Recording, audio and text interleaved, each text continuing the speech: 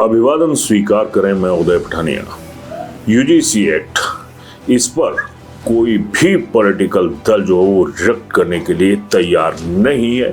और जब छोटी छोटी सी बातें होती हैं तो इन्हीं तमाम राजनेताओं के जो रिएक्शंस हैं वो सामने आ जाते हैं।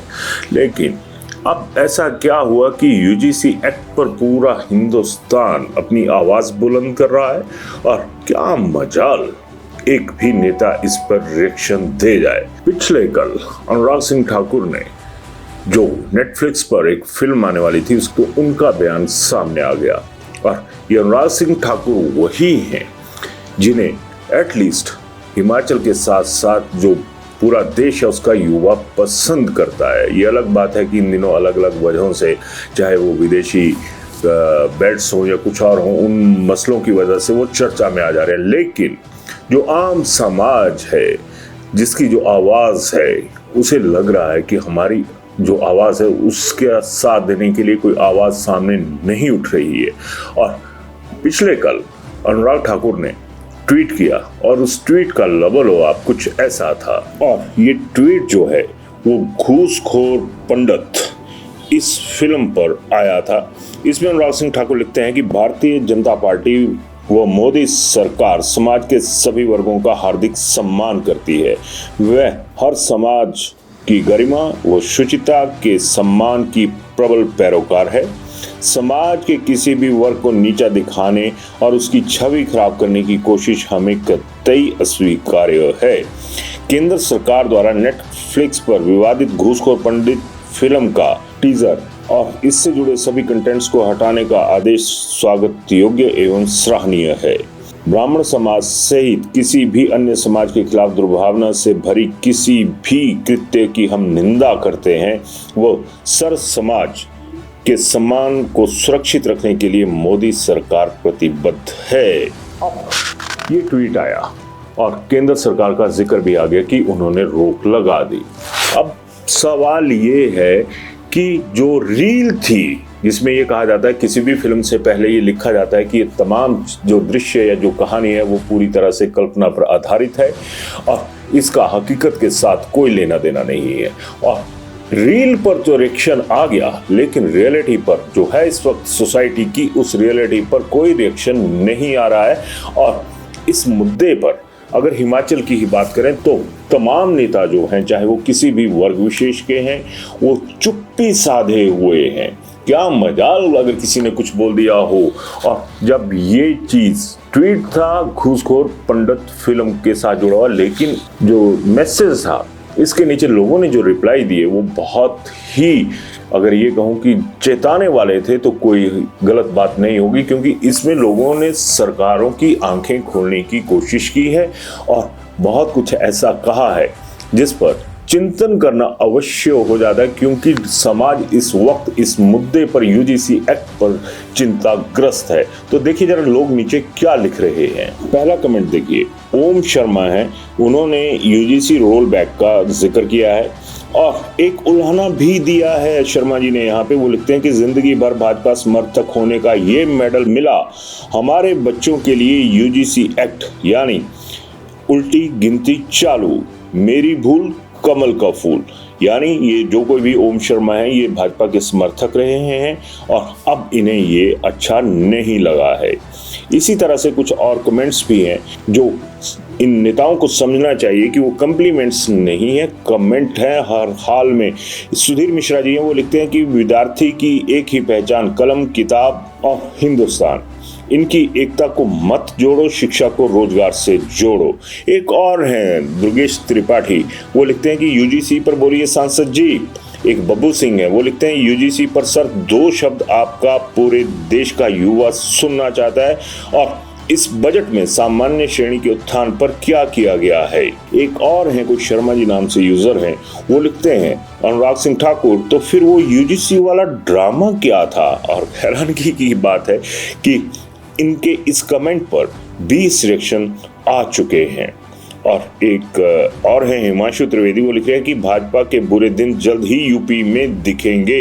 एक और यूजर है उमेश प्रताप सिंह, ये लिखते हैं कि आप स्वर्णों के शुभचिंतक के रूप में जाने जाते हैं, पर आपका यूजीसी पर और बजट पर स्वर्णों के समर्थन में कोई भी स्टेटमेंट नहीं आया। क्या स्वर्णों का कोई प्रभाव नहीं रहा इस राजनीति में? एक और सोनू शर्मा नाम से यूजर हैं, वो लिखते हैं कि यूजीसी पर भी कुछ बोल दीजिए। फिल्म का आपने विरोध किया, अच्छी बात है, यूजीसी का विरोध भी कीजिए सांसद महोदय। यानी सोनू शर्मा नाम में है कि पंडित जी हैं और इन्होंने भी यूजीसी एक्ट पर जो अपना पक्ष था वो रख दिया। तो ये थी एक त्वरित प्रतिक्रिया उस क्रिया पर जो घूसखोर पंडित नाम की जो मूवी है उसके ऊपर लोगों ने दे दी। खैर, हिमाचल में रहते हैं तो हिमाचल की बात करेंगे। आज एक भी नेता, चाहे वो यूजीसी एक्ट की वजह से फायदे का अपने लिए समझ रहा हो, वो भी चुप है, और जिन लोगों को लग रहा है कि उनका नुकसान हुआ है, उन लोगों के जो नेता उनके आगे उनके नाम पर सियासत करते आ रहे हैं, चाहे वो राजपूत हो, ब्राह्मण हो, या फिर दूसरे पक्ष को देखिए SC ST OBC जो मर्जी नेताजी हो, हर किसी ने अपने मुंह पर ताला लटकाया हुआ है और लोगों की जुबान है कि काबू नहीं आ रही। अब बताइए कि यूजीसी एक्ट, यहाँ पर क्या कुछ नहीं लोगों का विरोध दर्ज हो रहा है, और क्या ये आवाजें हमारे नेताओं तक नहीं पहुंच रही होंगी? और अगर आवाजें नहीं पहुंच रही हैं तो फिर हमने किन लोगों को चुना है वो भी हम लोगों को सोचना होगा। और यूजीसी एक्ट की वजह से जिन्हें एक सेफ गार्ड लग रहा है उन्हें भी सोचना होगा कि उनसे जुड़े जो नेता हैं वो क्यों नहीं बोल रहे। यानी उन लोगों को भी स्वर्णों के वोट जो हैं वो जरूरी है। और दूसरी तरफ अगर स्वर्णों के जो नेता हैं, जो स्वर्ण जाति से संबंधित नेता हैं, वो भी कुछ नहीं बोल रहे, यानी उन्हें भी जो दूसरा वर्ग है उसके वोट चाहिए। फिर आप बताइए कि हम और आप क्या सही मायनों में इनको चाहिए? नहीं, हम लोगों के वोट चाहिए। शायद यही वजह है कि हमें भी लगातार लोगों के मैसेज आते हैं कि आप इस मुद्दे पर कुछ बोलिए। अब मेरा लोगों से अनुरोध रहेगा, तमाम लोग नहीं कहने चाहिए, आप सब हमारे अपने हैं, तो अपने नेताओं से पूछिए ना कि आखिर ऐसा क्या हुआ कि आप लोगों की घिघी बन गई, आप लोगों को कुछ नजर नहीं आ रहा है। और जब ऐसी चीजें चलेंगी तो फिर समाज में एकजुटता का जो संदेश होता है, जो एकजुटता नेता अपने वोटों के लिए दिखाते हैं ना, क्या समाज के लिए आप नेता लोग एकजुट होकर दिखा रहे हैं? क्यों ऐसी चुप्पी का दामन आपने थामा हुआ कि लोगों को तो नजर ही नहीं आ रहा कि अगर किसका हाथ पकड़े, किसका दामन पकड़े। यानी वोटों तक हम लोगों की अहमियत है, इससे ज्यादा कुछ नहीं है। और इस बात को हम लोगों को वर्गों में बांट दिया गया है ना, उन लोगों को भी समझना चाहिए कि ये जो हो रहा है ना, ये सियासत से जुड़े हुए लोग अपने लिए कर रहे हैं, ना कि हम लोगों के लिए। यानी वोट बैंक जरूरी है। और ये भी याद रखना होगा तमाम नेताओं को कि अगर इन चीज़ों के ऊपर ही फोकस रहा तो ये भूल जाइएगा कि जिस तरह का माहौल आपने बनाया है, उसी तरह के माहौल में आपको जो कहते हैं ना कि बर्तन की वापसी करनी, जो शगुन आपने डाला है, उसी तरह का शगुन वापस आने की धमकियां तो अब शरेआम हर वर्ग का आदमी आपको देने शुरू हो चुका है। लेकिन आपको लेना आता है, वोट लेना आता है, देना नहीं आता। देते हैं तो समाज में प्रताड़ना, समाज में विरोधाभास और समाज में कटुता। हिमाचल के संदर्भ में मैं बात कर रहा था। अब आ जाती है वही वोट बैंक की जो राजनीति होती है ना, उसके भी जो फैक्ट एंड फिगर्स हैं वो जरा आप समझ लीजिए।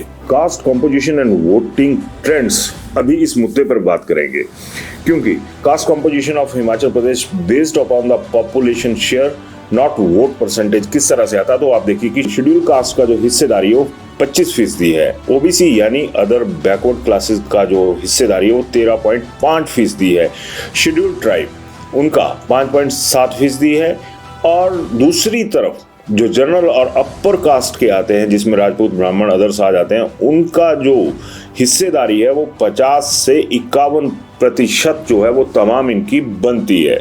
अब अगर दूसरी तरफ साल 2022 में जो हमारे असेंबली इलेक्शंस हुए थे उसमें जो इंडिकेटिव वोटिंग पैटर्न है वो समझ लीजिए। ओबीसी वोटर लगभग 49% जो था वो बीजेपी को पड़ा, और शेड्यूल कास्ट यानी एससी वोटर जो है वो लगभग 51% जो था वो कांग्रेस के खाते में आया। अब ये आप तय कीजिए कि जिस तरह से ये तमाम चीज़ें हो रही हैं, सारे लोग चुप बैठे हुए हैं और अंधेरा इतना घुप क्यों हुआ है, ये भी आप तय कीजिएगा। अब कई बार ऐसा होता है कि लोग कहते हैं कि आप इनसे सवाल पूछिए। सवाल पर तो एक लाइन अभी तक तमाम दलों की तय है, वही कहेंगे, लेकिन ऑफ द रिकॉर्ड कहेंगे। आपके सामने कैमरे पर आकर एक भी नेता नहीं कहेगा जो मंच पर खड़ा होकर आपके साथ अपने दावे, अपने वादे, अपने इरादे गिनवाते हैं, चाहे वो किसी भी वर्ग के हों। तब ये लोग पता क्या कहते हैं कि अभी तक हमारी पार्टी की जो लाइन है, जो केंद्र से आनी है, वो हमारी क्लियर नहीं है और अब भी 2027 में चुनाव है।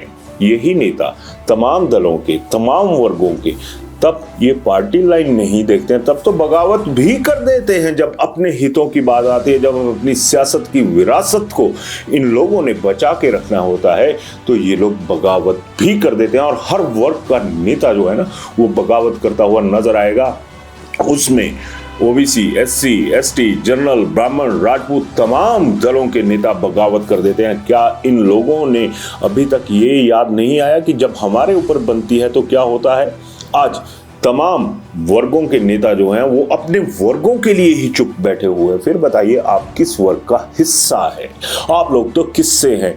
कभी यूजीसी एक्ट पर आपका किस्सा बनता है, कभी किसी और फिल्म पर बन जाता है। यानी वही चीज आ गई कि रियल लाइफ में जो इम्पैक्ट हो रहा है वो नहीं दिखेगा, लेकिन जो एक रील यानी जो सिनेमा पे घूमती है, उस रील के इम्पैक्ट इनको नजर आ जाते हैं। खुद सोचिएगा कि हमारा समाज किस तरफ जा रहा है। और जिन चीजों का हम जिक्र करते हैं ना, जातिवाद, ये वो, ना जाने कौन कौन से यही नेता जिक्र करते हैं, लेकिन हम लोगों का इन्हें ध्यान नहीं आता है, क्योंकि तब हमारी जात में इनको अपना वोट नजर आता है, चाहे जात कुछ भी हो। ये वही हिंदुस्तान है ना, जहां पर यह कहा जाता है कि कोई जाति पाति नहीं होती। और इस जाति पाति को, इस जात पात के भेद को हमारे ही नेता आखिर क्यों इन वजहों से हाईलाइट कर देते हैं कि बकाया तमाम लोगों के मुद्दे गौण होकर रह जाते हैं।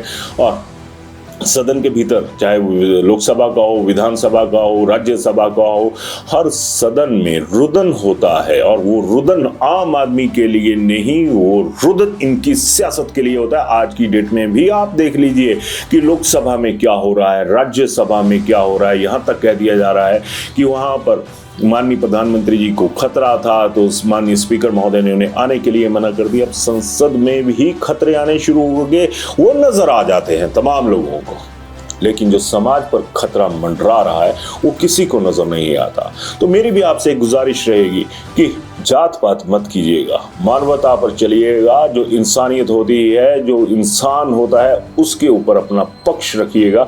और बच्चों की बात है, यूजीसी एक्ट की बात करूं तो, और बाल मन की जब बात आ जाती है ना, तो उसमें कई चीजें ऐसी होती हैं जिन्हें बाल मन के जरिए ही समझना पड़ता है। अपने लिए बहुत सारे तर्क हर कोई दे देगा, और जब इन लोगों ने आपसे वोट लेने होंगे ना, तब भी आप लोगों को तर्क देंगे, लेकिन आप अड़े रहिएगा, आप पूछिएगा। हर वर्ग का नेता पूछे अपने नेताओं से कि भैया आप लोगों की पार्टी लाइन क्लियर नहीं होती है, तो आप लोगों की वोट हासिल करने वाली जो लाइन है वो क्यों इतनी साफ सुथरी हो जाती है? यानी समाज हम लोग पिसने के लिए है, और जो चक्की है जातिवाद की या फिर दूसरे मुद्दों की, उस चक्की में ये लोग हमें पीसने के लिए डालते हैं और हम उसमें पिसते हैं। और जो हमारे जख्म हैं वो रिश्ते हैं, और इन नेताओं के जो रिश्ते हैं वो हमेशा सदाबहार पूरी रंगीनियत में चलते हैं। अपनी राय जरूर दीजिएगा, धन्यवाद, लेकिन सारगर्भित शब्दों में दीजिएगा। ये मेरी आपसे एक करबद्ध विनती है, क्योंकि आप लोग भी शायद हर जगह नेताओं के पास हाथ ही जोड़ते होने, तो जब हाथ जोड़ने की नौबत आ गई है तो मैं तो ये कहूँगा कि समाज को एकजुट रखिए, हर वर्ग एक दूसरे के साथ चले। जब ये बच्चे स्कूल कॉलेजेस में होते हैं ना, तो इनके दिमाग में कोई जातिवाद नहीं होता है। आप लोग घुसा देते हैं हर चीज़ को, क्योंकि आपको वोट्स चाहिए और हम लोगों को शांति चाहिए, हम लोगों को अपने बच्चों का भविष्य चाहिए, चाहे वो बच्चे किसी भी वर्ग के हों। वर्गीकृत मत कीजिए, अंग्रेज मत बनिए, डिवाइड एंड रूल, इस पर मत चलिए। धन्यवाद। शिमला होटल, घर के बाहर घर जैसा अपनापन। अपने वेकेशंस को सुनहरी यादों में पिरोएं शिमला होटल के साथ। राजसी वैभव और राजस्थानी आव भगत जो देगी आपको एक रॉयल फील।